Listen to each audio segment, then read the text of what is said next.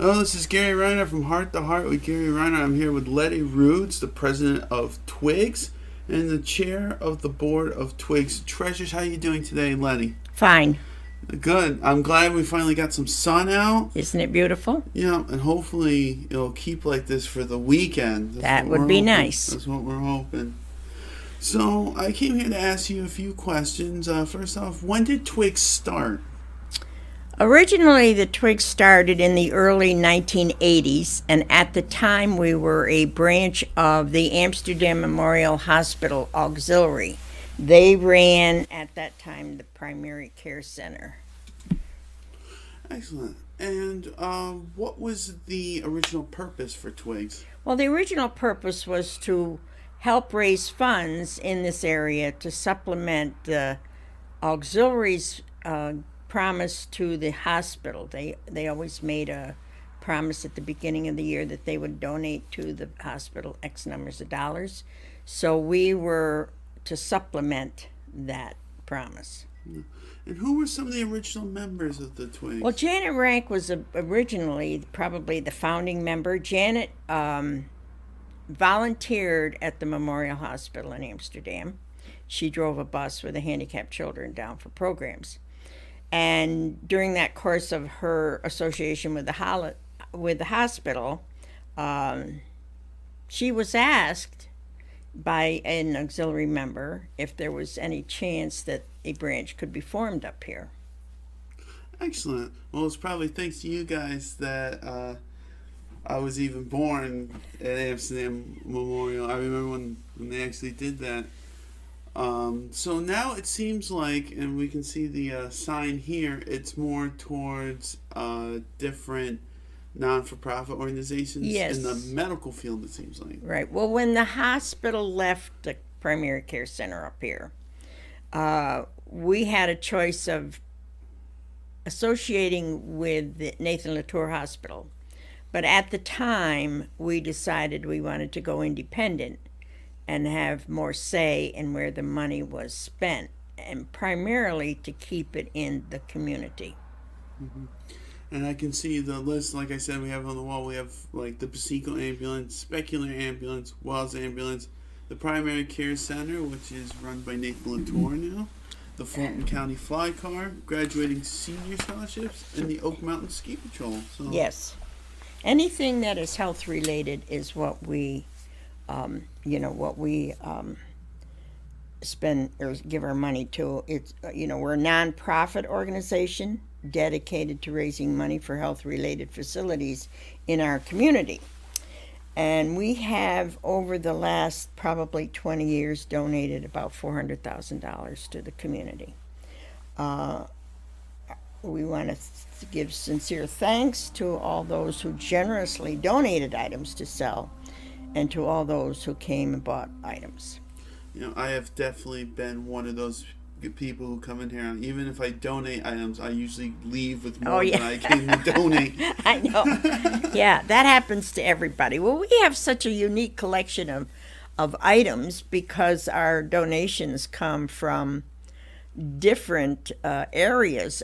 We've now reached the point, not only do we get a lot locally donated, but we now have people who live in other areas who save their treasures during the winter, and then when we return up here in the summertime, they bring us what they've saved. Yeah, and you do have such a unique collection. You have things such as vases, chairs, you got china dolls in the back. I know you've got like a kid's room with all the toys. Oh yes, That's a big hit with the young people because they come in and they have free reign of the room. They can touch and play with whatever's in there, and they don't have somebody standing over him saying, "Oh, don't touch that! Don't touch that!" Well, you even have kitchen supplies. You have linens, which we just brought a bunch in, furniture, armoires, electrical stuff. You have pretty much everything anyone you could want. Yep. Now, whose idea originally was it to open up this facility? Because it originally was across the street where Camp Store is. Yes. Well, we've sort of moved all over the community. We set up shop in a number of different places. And when we could set stuff up and sell that way, it was fine. But when we ran out of locations, then we had rented a facility from Jonathan Lane down at the storage unit. But every time we wanted to have a sale, we had to drag everything out, set it up, maybe keep it up for the weekend, and then put it all away. So as it happened, Arlene Flax called me one day, and she said she had some items after her dad died. And not Arlene, I don't mean Arlene, Joanne, called and said they had some items they wanted to donate to the Twigs, and I asked her if she could hold off until spring, because we really didn't have any storage place at that time.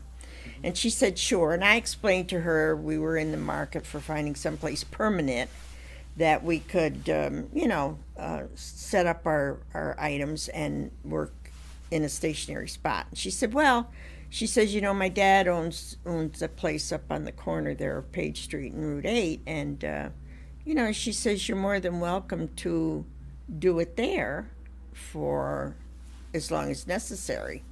So that's how we happened to come by over where the country store is now. Mm-hmm. And we kept our eyes open for something that we could purchase. At that time, she wasn't in the market to sell. So when this place became available, we decided to take the plunge, get a mortgage, and buy the property. So now we have a permanent home.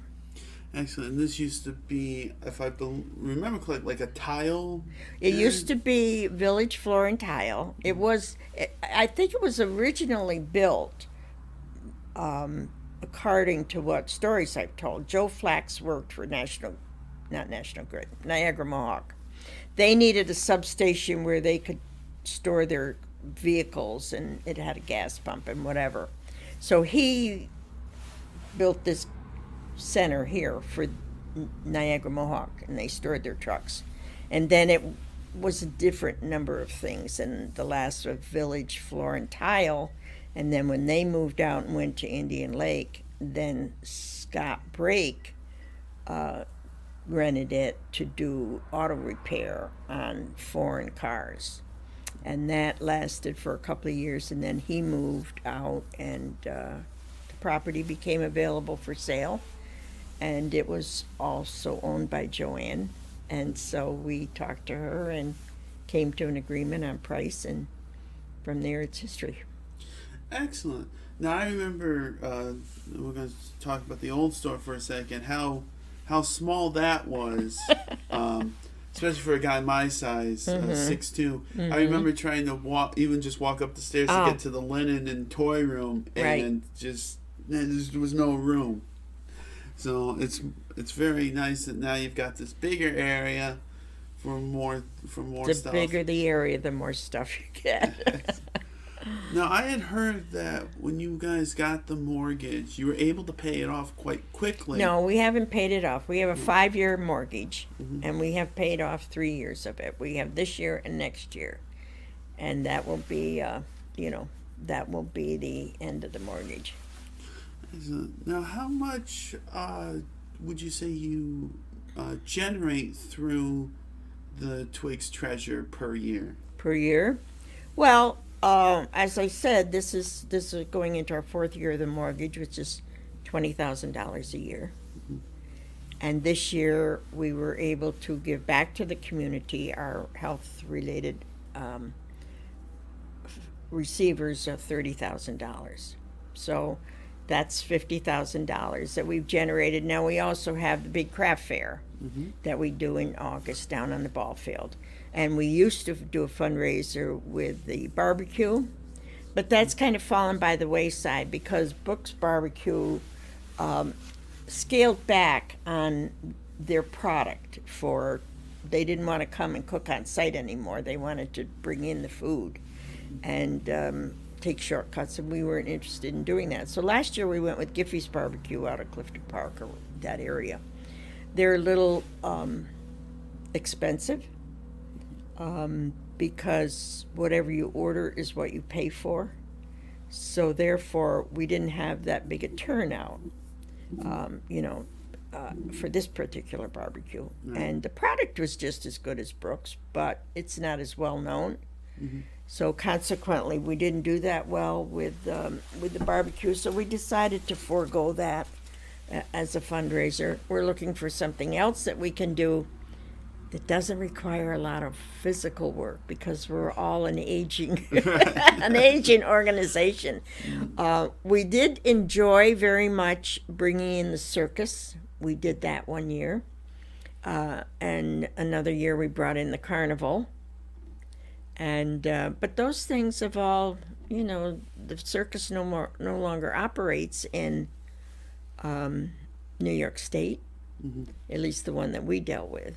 And the carnival is, it's kind of an iffy situation with equipment, and they like to come in and stay for several days, and we were only having them come for one day, and they didn't feel it was cost effective for them to do that. Right, right.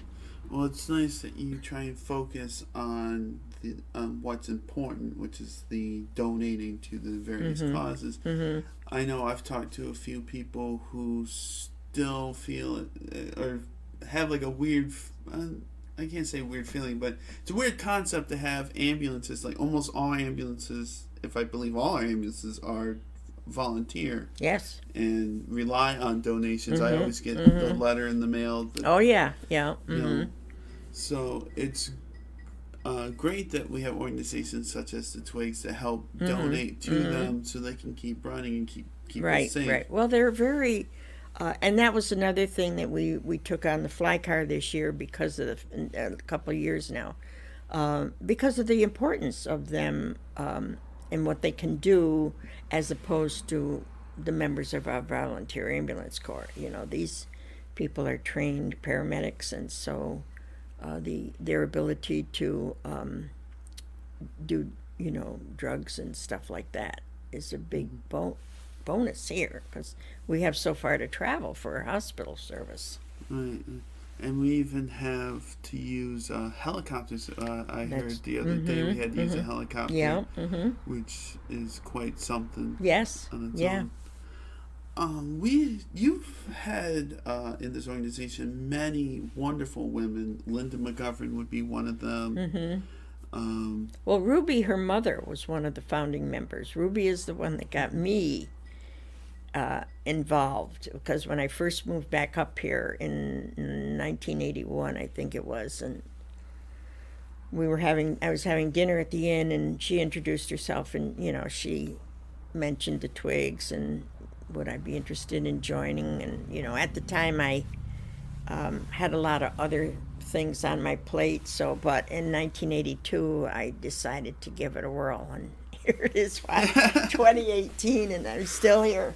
Yeah, still here. Long time. Still running. Yeah. Well, I know many of the older females are part of the Twigs. Oh yeah.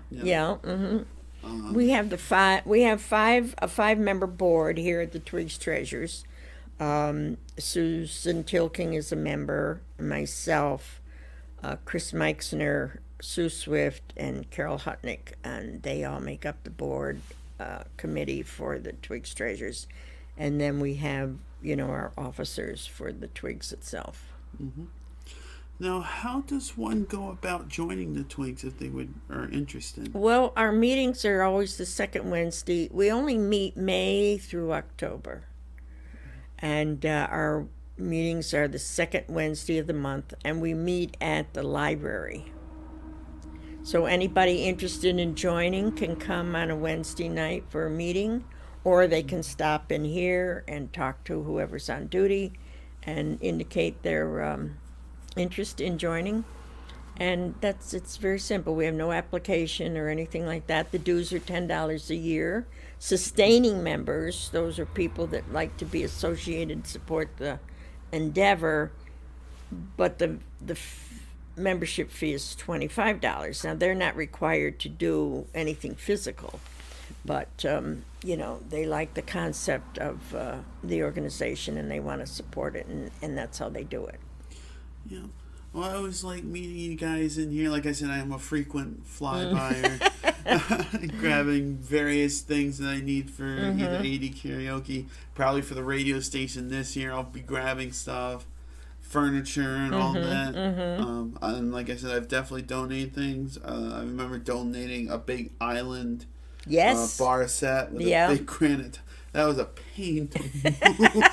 But it was sold. It sold. I bet it sold quite quickly. Yeah, it was in great condition. Yes, and somebody didn't have to build it. Yeah, but that's the thing. You never know what's going to be in here. No, and that's why I've tried to tell. Some of our members feel that maybe certain things we shouldn't take, and I said, well, you really can't start picking and choosing what you want to accept, because you never know who's going to come along and be looking for that exact same thing. Yep. Now, you mentioned that the other big event you have is the craft fair. Yes. And I've gone to the craft fair, as many others have, and it has grown into quite the event of the year. Yeah. When did that first start? Oh, boy. Well, it used to be done by what was known back in the day as the Home Bureau. And another Janet Rank, who was involved in that. And it was decided, that group decided that they really didn't want to do a craft fair anymore. There's a lot of work involved. So I think one year the Lake Pleasant Fire Department Auxiliary took it on. And then when they realized, how much work was, and they were a small group. So, of course, Janet Rank came to the members of the Twigs and said, how do we feel about this? Is this something we'd like to take on? So they decided yes. So Janet and I chaired it for probably 10 years or so. And then Barbara Oakes took it over, and she is still chairing it. So, it's been in existence, and we have some vendors that were with us originally when we started, and they come back. They like the one-day event, it being a Thursday, because then they can travel somewhere for the weekend, right, and do another event. Yeah, and like I said, it is usually massive. You usually you take the ball field. There's just rows and the pavilion and the pavilion. We have in excess of 140 vendors. It's up and down. There's, like I said, there's some original people that have gone out of the business, and but we don't have any trouble filling the spaces. Yeah. Well, it's even nice for people who don't do crafts full time. There's right. that one day that they can get their crafts together. I've started working on woodworking, like little animals and stuff, as like a therapy thing. And now I've got all these little animals that I've got all over the place. I'm like, what am I going to do with them? So, well, you just rent a space down there and sell them. Well, that's what I'm hoping to do. They this would summer. be, a cute idea for. We need more things for children. We have a lot of jewelry and a lot of paintings and stuff like that, but we need more items for young kids, to buy. Yeah.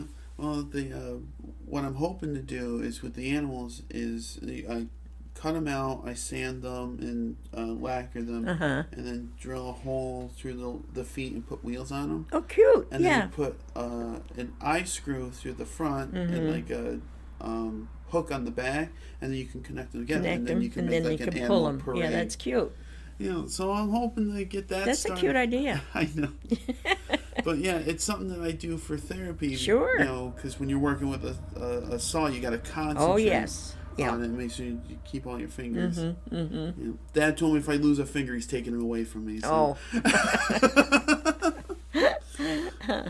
But yeah, you were mentioning a lot of jewelry, a lot of woodworking, paintings, photography. I saw Santa there once. Yes. He was selling pretzel bites. Maybe we'll have Sasquatch there this year. Yes, the Sasquatch is appearing all over. I know, the place. everybody's excited about seeing him and getting their picture taken with him. Him and the Yeti. Yeah. I interviewed the Yeti earlier. Oh, did you? Yep, for the winter, and that was quite something. Yeah. Well, he's not very talkative. No, well, luckily Sherry Matthews was a great interpreter. Oh, okay. I was able to help interpret. That was good. you know, I've seen the Sasquatch. I've worked with the Pirates Weekend, and so Yeah, I've been worked along the Sasquatch. That's an exciting weekend coming up. Oh, I can't wait. I can't wait. Should be fun. Do you guys have anything pirate themed? We haven't really, no. I thought about getting involved with the flag contest, but I didn't get any takers on doing it, and I didn't have the time to do it, so. Well, maybe you can get like just a generic pirate flag. Yeah, we could do that. So you get your yeah. open sign, you get a pirate flag. That's right, yeah. That's an idea. Yeah. So how many people would you say have just like kind of driven by and saw this place and like, oh, let's turn around and go see this place? Quite a few people. They're just curious to see, what the story is. We get a lot of motorcyclists, especially when they have the Americade. If they happen to get a trip around here, they'll all stop and they don't buy much because they can't carry much. But that's okay. They have fun. They're interesting to talk to, and they seem to like looking, and they're impressed with our success. Yeah, well, it's such an interesting concept. It catches people's eyes as they drive by. Now, all of this volunteering, a lot of people have stated to me, and I've heard it around, that people my age and younger, I'm starting to get out of the younger generation at this point. I'm going to be 30 next weekend. Whoa. So that's a milestone. I know. It's still getting to me. But it seems that volunteering is not our number one priority anymore. Like, you don't see that as often. Well, no, part of the problem, I think, is that especially up here, you almost have to work 2 or 3 jobs, and you probably, being 30, realize that, and it's difficult to find that little extra time to donate. They don't want to be committed. They're willing to help if you ask them, as long as they're not expected to do it on a committed basis, And we have that with our members also, especially in the summertime, and you have a lot of company and family members or whatever. You don't want to be away from them, so your time is limited as to what you can do here. But all in all, we do manage to get a crew together, for every day that we're open. But we do wish that more young people, male or female, it doesn't have to be all girls, we would like very much. Most of our honorary members are men who have come and helped us with setting up the tents, putting up our banner sign on the wall, moving furniture, and the kids from school came on Monday, pay back to the community, and we cleaned out our furniture area, stuff that we've had for several years, and they took to the landfill for us. And then I had a garage full of stuff that I had donated over the winter, so they went down there and brought all that stuff up here and loaded up the tents out here. So that it gives them an opportunity to see what the program is all about here, how much work it is required to keep it going, and how hard work it is, especially for us old ladies. Well, I give you guys a lot of credit for being able to keep this thing going and moving stuff, and even all the volunteers who help out. Yeah.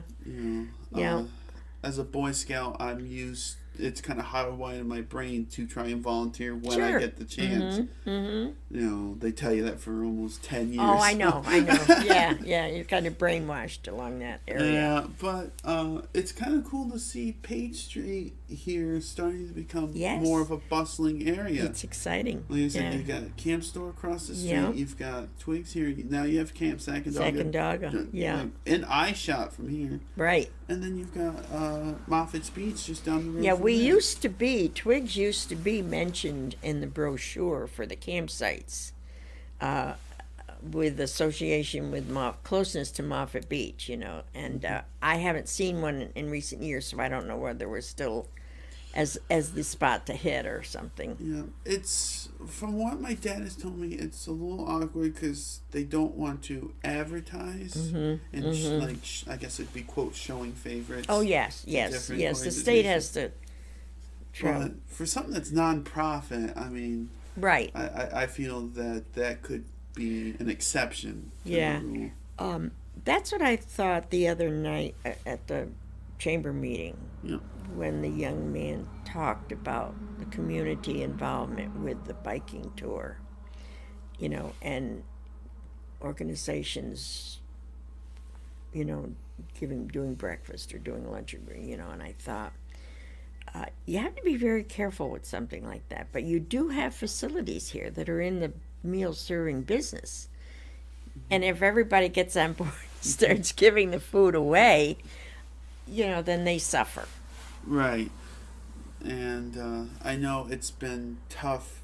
I talked to my grandmother a few times for like the election dinner and stuff for the church. Oh, yeah. Where now you can't just bring like food from home. It's got to be made in a commercial kitchen. Yes. It has to be supervised and all that. And it's so weird when I'm just thinking these are just like ladies and gentlemen who just want to volunteer their time and make food and stuff. Right. And now you gotta come down on Oh it. yeah. Well, we have to have it's even with our craft fair food concession. We have to have a permit from the state of New York to conduct it, and then they come that day, and they check all of the you know, all of the facilities that we have there. You know, the temperature, the crack pots and that sort of stuff, and the water temperature, and you know, you're all right on a weekend because they don't come around as much on a weekend, but during the week they're just doing their job, and we understand that, and we're happy to oblige. Yeah, well, they are trying to keep us safe from things like that. So we were talking about, we got the craft fair, and you said you were trying to figure out other things to do for the summer. Right. Have you thought anything like, I know pancake breakfasts are pretty popular. Well, yeah, but like that's physical labor, and you know, and we're True. What we had thought about and we've been trying to put into place is to have an antique car show. You know, and something where a group can come in and you know, and you kind of have to just sit there and sell tickets or something, which is relatively easy for us.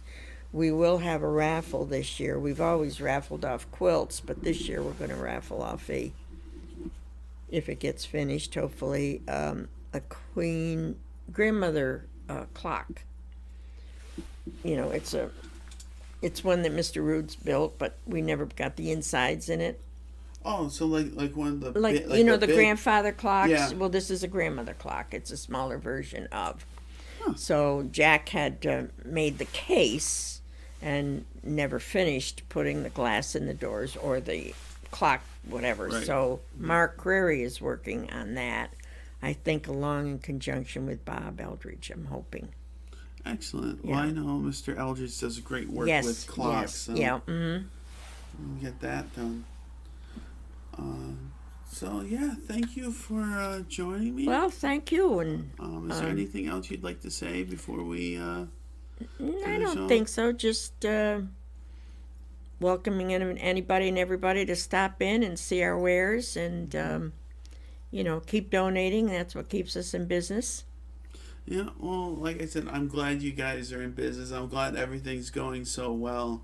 Okay, thank you. So, this is Gary Reinhardt with Heart to Heart with Gary Reinhardt, and I was with Letty Rudes at the Twigs. If you want to volunteer, we have meetings at the library.